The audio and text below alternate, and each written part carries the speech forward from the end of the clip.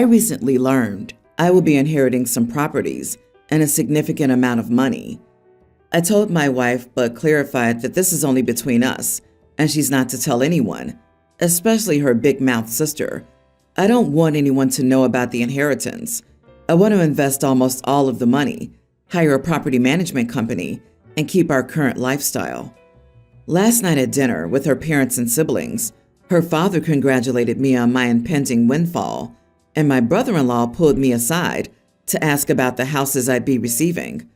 He and his wife, my wife's big-mouthed sister, have been saving for a house, but haven't saved enough yet, and their credit scores are low. I was very angry with my wife all night, but I kept it in check. On the drive home, I yelled at her. I admit it wasn't my finest hour, but she did exactly what I told her not to do. She argued that my secrecy demand was not right, and that she had the right and duty to tell her family about our financial situation, because it was also her financial situation. We argued for hours, so when I finally had enough, I told her she couldn't be trusted to keep our secrets, and that I wasn't telling her anything else about the inheritance from that minute on. I said that in the heat of the moment, but the more I think about it, the more it makes sense. She tells her sister everything, and whatever her sister knows, everyone knows. I don't want the entire city to know what's happening with our bank account. We're due to meet our attorney, and later, a financial advisor next week, but I think I'll change that appointment to just me. To be clear, she's free to discuss anything with her family. I've only had 2 topics she's not allowed to discuss: my health and our finances. Not the idiot. Does your wife think she has a duty to inform her family about your inheritance, lottery win, or increase in salary? Does she also think she must share your windfall, especially with her sister and husband, who would like to have one of the houses you inherited? Of course she does. I don't need a crystal ball to see where this is going. It sounds like she's already spending the money in her head. If you're in the U.S., an inheritance kept entirely in your name only is your sole property, not marital assets. You should consult a good attorney, probably a divorce attorney, to determine how best to ensure that these assets remain solely yours. You could then use income from the inheritance assets to improve and benefit your and your wife's lives without allowing her or her family to have any rights to your inheritance. She's going to do it anyway. She'll give OP's money to her family, one way or another. The dynamics of the family relationship have changed forever. Every holiday, they'll expect a more expensive gift. You'll be expected to pay for group dinners and expected to pay for group events and probably host. Also, why can't you take everyone to Jamaica for Christmas? Their kids aren't doing their best in public school, so can't you just help a child go private? Sister-in-law needs an emergency life-saving boob job and a tummy tuck. Can you help? And on and on. After all, you can afford it. Not gonna lie, I would probably walk. A sudden windfall changes family and relationship dynamics. People develop unhinged expectations that you must help them out no matter what. You set a clear, reasonable boundary for your family's financial future. Her decision to tell people has potentially put that at risk. At the very least, it'll strain your relationship with her family since they're already gearing up to ask for handouts. Your brother-in-law proved why you should never talk about money outside your immediate household. Never. I would have this money in a separate account because your wife and her family sound messy and entitled. My wife recently gave birth to my first child, but it's her 4th. With her first pregnancy, her family was very critical of the baby names she liked, so she just started giving her children ridiculous fake names, defending them furiously, and then to everyone's relief, changing her mind at the last minute and naming them something more normal. I thought this was hilarious, and thus we named our baby girl Grenadine. The joke fell flat though. My parents were too polite to say anything, and my wife's family had already caught on and took no notice. Regardless, we kept using the name as an inside joke because it had grown on us. Not long after we revealed the baby's sex and name, my brother revealed that they were male to female and would be transitioning soon. This wasn't massively surprising to anyone, so she didn't really get much of a reaction beyond a polite good for you from all of us, to be honest. Skip forward to now. My wife is out of the hospital and we've brought Susan home, a fake name for privacy, but I think something similar, and my family came to visit that week. My parents were visibly relieved and gushed over the new baby and her new name. My sister, on the other hand, pulled me aside and asked why we changed it. I explained the joke and that it was never a sincere choice, and she got very agitated. Apparently, she had adopted the name Grenadine for herself. I asked why she would even do that, and she told us she felt connected to the name when she heard us say it. I told her I didn't understand the issue. She hadn't legally changed it, and she hadn't even introduced herself as such to us yet either. She said that she had started using the name with her friends and in her daily life outside the family, and now it felt as if we were laughing about it behind her back the entire time. I went to rejoin the rest of my family because I was baffled at this point and thought my sister could pout for a while, but she'd get over it.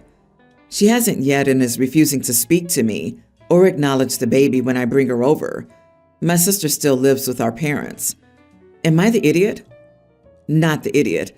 I think your sister needs to talk to a therapist about boundaries, identity, and self-esteem. It's just so weird that she'd choose her newborn niece's name as her new name, as if it wouldn't have caused a bunch of drama on its own. It's almost like the sister was planning on creating drama and is disappointed that their ploy didn't work, so now they're falling back on being upset about something else. I'd bet $5 she was planning on telling people that the baby was named after her or in her honor, and now she's angry she can't force that narrative. You are entitled to having inside jokes. You have a right to name your own child.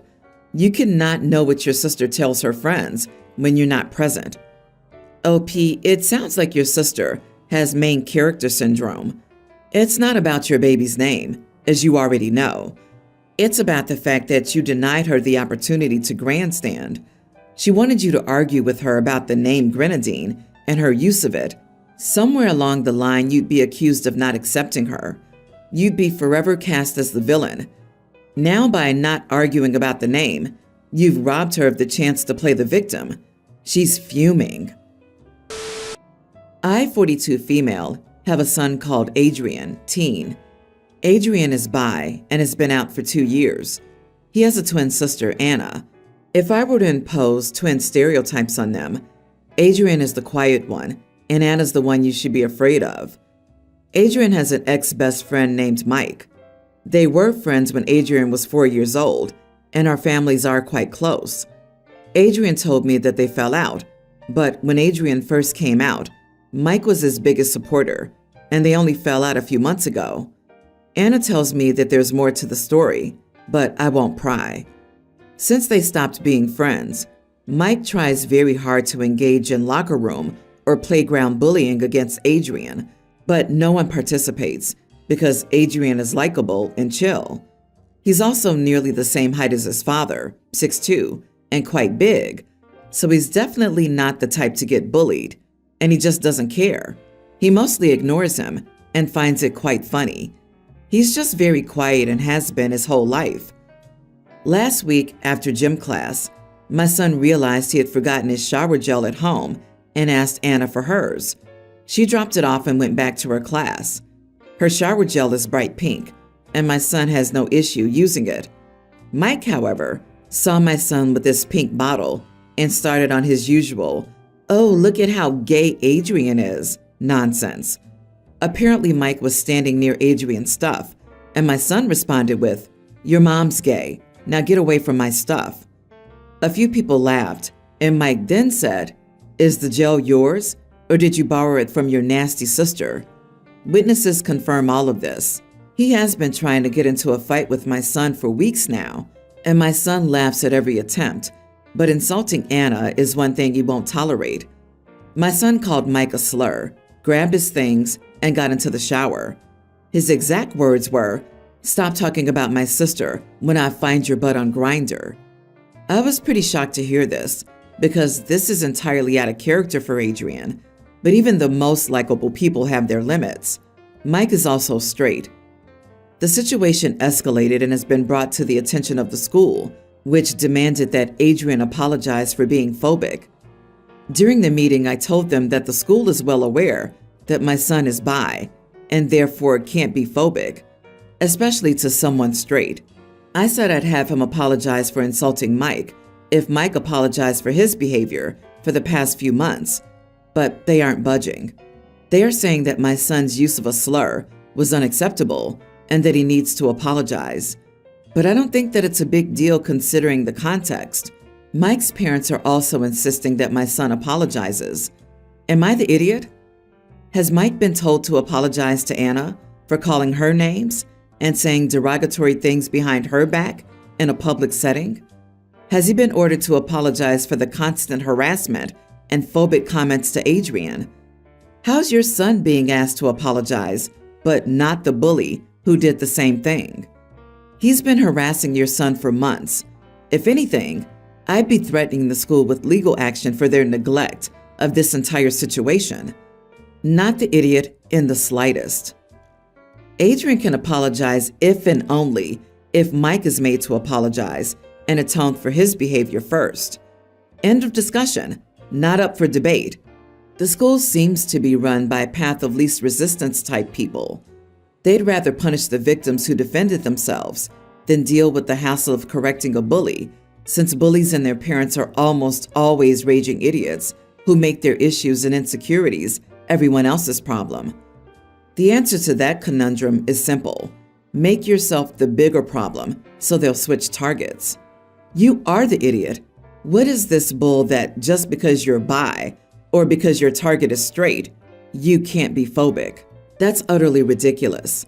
Your son, according to your detailed description, was being extremely phobic.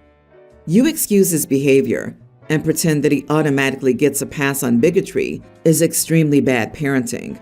Mike's bad behavior doesn't magically excuse your son, and it's hypocritical for you to clutch pearls over Mike's behavior while cheering on your son's. OP, based on the information we have, I feel like there is a lot more to this story, and you have no idea what's happening. I'm guessing the more to the story is Mike is also questioning his orientation. It's a good chance he came on to Adrian, but Adrian turned him down because he was his best friend and didn't see him that way. Now Mike is hurt and embarrassed and expresses this by being a bully to Adrian. I, a teen female, am an only child. There has been no secret that my mom and dad hate each other. I don't think a week has gone by without them having screaming matches and someone driving off in their car. You get the gist of it. This has been kind of hurtful to me. They've never done anything to me, but they've always dumped their feelings about each other on me. I've always heard everything. And yeah, no kid wants that. They've been talking about getting a divorce in almost every argument since I can remember, and I think that's one of their most used words ever. I always hoped they would divorce. I love my parents, I do, but they also deserve a partner who loves them. So last night, while we were having dinner, they told me some bad news and told me to please not get upset, that they've tried everything and so on. Then they broke the news that they were going to divorce each other. I just said, "Oh, okay," and continued eating. They both started to cry and told me that I was insensitive, that I must have no feelings, because who doesn't react to their parents' divorce, and more stuff. They've been mad at me since because of my reaction, and when I talked to my friend, she told me that it was really bad of me to react like that, even though I was happy about the news. Maybe I was an idiot for not reacting more, but I mean, I can't force tears or something for news I've been waiting my whole life to hear. Not the idiot. Your reaction is normal. You don't have to pretend sadness for their sake. It seems that you've already learned that just because you reach adulthood, it doesn't mean that you reach maturity. And unfortunately, it seems like you're saddled with two emotionally immature parents. Just know their reaction is more about them and their inability to properly process their emotions. Nothing is going on here besides you having drama parents. OP's parents are probably reacting this way in part because they always figured their marriage was miserable, but at least that sacrifice was for something. The revelation that remaining married was worse for themselves and their kid, and they just made everyone miserable for no reason, understandably stings.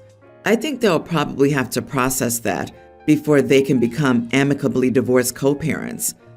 Darling, hopefully you will be okay, and they will be much happier parents for you now that they're going their separate ways. I'm 30 female, close to my sister, 32, and I've hated how bad her marriage has become. My sister got married 4 years ago. Her husband was a widower with 3 young children, pre-tween, young tween, and older tween when they got married. At first, I really liked my sister's husband, and they made a very good couple. She confided in me a couple of years ago that things weren't as great as they appeared to be on the outside. The kids would say awful things to her and her husband's family, and his late wife's family would make her feel like the mistress instead of his wife. We discussed this a lot, and I encouraged her to speak to her husband and a therapist and look for help. She brushed off the suggestions and stated she didn't want to rock the boat too much. We started hanging out a lot more, and I did my best to observe everything happening. Over time, it became super clear that the issues ran deeper than she even realized. Yes, the kids would say awful things to her about not being good enough, make fun of how she talks, she has a stutter, and compare her to their mom in a negative light. Yes, her husband's family treated her like she was his mistress, and they had no respect or care for her at all. Her husband's in-laws were very clearly bitter. She was in their grandkids' lives instead of their daughter, and they acted like it was her fault their daughter was gone. But her husband was always in hearing distance and would laugh. He would make his comments about how annoying she could be. He didn't compare her to his late wife or bring up his late wife when he was speaking badly about my sister, but he was doing his own crap. In April of last year, my sister finally started seeing a therapist. She's now almost at the stage where she thinks she'll leave soon. She still freezes when she thinks about it, but even her therapist thinks she's coming along amazingly. She has her exit plan and money ready to help her when she's out. My sister told me I no longer have to hold back if her husband annoys me. Saturday, my sister's husband shows up. I was having a small family dinner, and he showed up a few hours after my sister got here and tried to get himself into my house. I refused to let him in, and he told me it was a family dinner, and he and the kids should be there. But since they were with their aunt that day, he was there. I told him he wasn't welcome. I informed him I wouldn't allow someone into my home who treats my sister so disrespectfully and who allows his family, including his children, to be so cruel to my sister. He tried to make a fuss and complain that I brought up his kids. I told him that I put the kids' attitude on him 100% because they've been made to feel it's okay by him, never correcting them. He tried to yell his way in, but I stood firm. Afterward, my mom said I should have never interfered, and it's not our place to deny him entry when they're still technically together. Am I the idiot? Edit. Sister already gave me the go-ahead and had no issues with what I did, but our mom did. Even though my sister was okay with it, I could see where my mom was coming from, and it's what made me ask. Not the idiot. Your mom is wrong, saying it's not your place to deny him entry. It's your house, and he showed up uninvited, LMAO. It's entirely your place to decide who comes into your own home. Good for you helping your sis grow her shiny spine. I hope she ruins him in the divorce. So your sister's saying, don't let him in, and your mother's defending him and saying you should ignore your sister and let him in? What the heck is wrong with your mother? Oh, I think we all know that. She believes you never, ever get divorced because you made the till death do us part vows. Clearly, you're an amazing sister. Your home, your rules.